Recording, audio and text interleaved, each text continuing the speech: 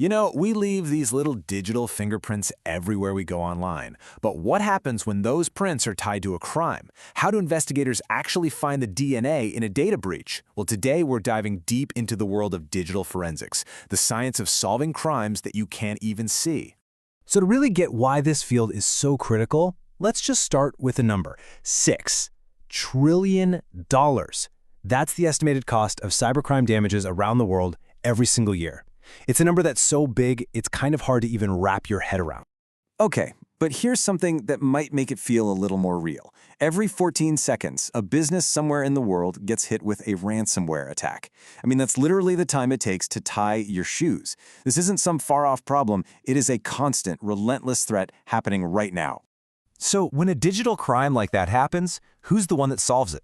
Well, that's where the digital detective comes in. Let's break down what this whole field of digital forensics is really all about. Think of it like a super modern branch of forensic science. Instead of, dusting for fingerprints on a door, these investigators are hunting for digital traces, all those little bits and bytes left behind on our devices. And the whole point is to build a case that can actually hold up in a court of law. And you know what? The ultimate goal is exactly the same as any classic investigation. It really all comes down to these three basic questions. What happened? When did it happen? And who did it? It's the classic whodunit, just rebooted for the digital age. Probably the easiest way to think about it is this. Digital forensics is to your laptop what fingerprinting and DNA analysis are to a physical crime scene. It's the science of pulling out those hidden truths from all the digital stuff we leave in our wake. And the modern crime scene? Oh, it is vast. It's not just about laptops and phones anymore. I mean, nowadays, investigators are pulling crucial evidence from game consoles, smartwatches, even your smart home devices. In today's world, pretty much any device that's connected to the internet is a potential witness. The evidence itself really breaks down into two main types. First, you've got the stuff we create on purpose: emails, photos, social media posts. But then there's all the data our devices create automatically, a lot of times without us even thinking about it. Things like system logs, browser history, GPS coordinates. These are the digital breadcrumbs that often end up telling the real story. But here's the thing. Finding the evidence is only half the battle. Just like in the physical world, there are super strict rules investigators have to play by. You can't just barge in and start clicking around on a computer. And this is exactly why the process is everything.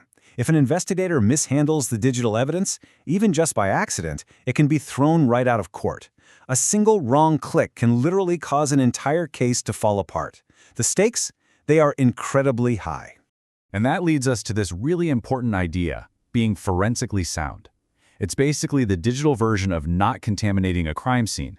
It means you collect evidence in a way that makes absolutely zero changes to the original data, preserving it perfectly, exactly as it was found. Which, of course, brings up a huge question, right? If digital data is so easy to copy and change, how can anyone prove that the evidence you see in court is the exact same evidence that was found on a device?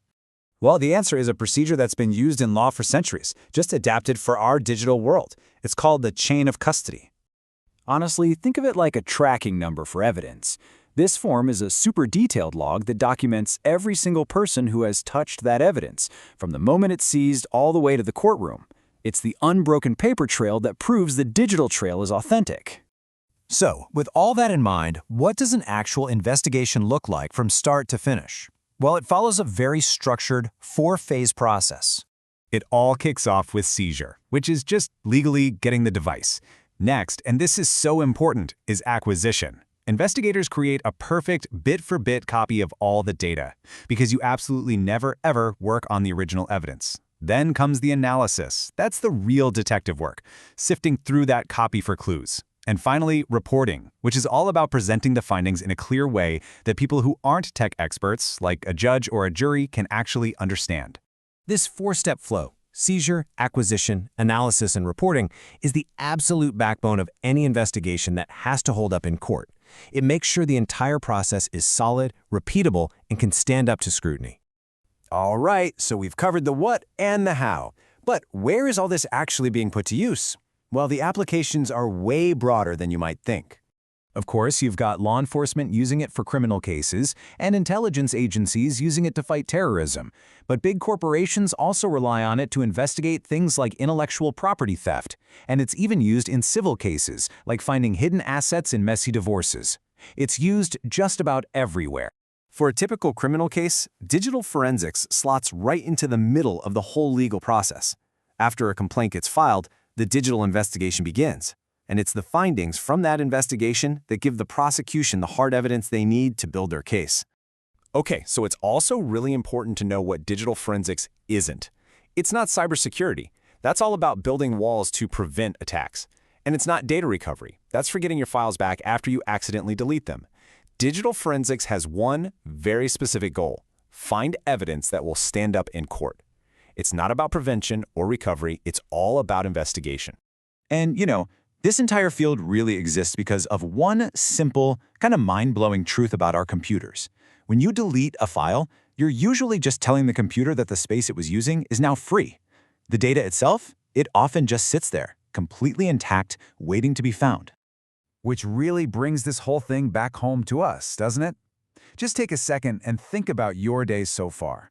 The websites you visited, the messages you sent, the places your phone has tracked you. What kind of digital trail have you left behind? Because that right there is the ultimate takeaway. Every single click, every message, every search we make, it all creates a trace. It might be hidden, it might be in pieces, but it's there. And in the world of digital forensics, nothing ever truly disappears.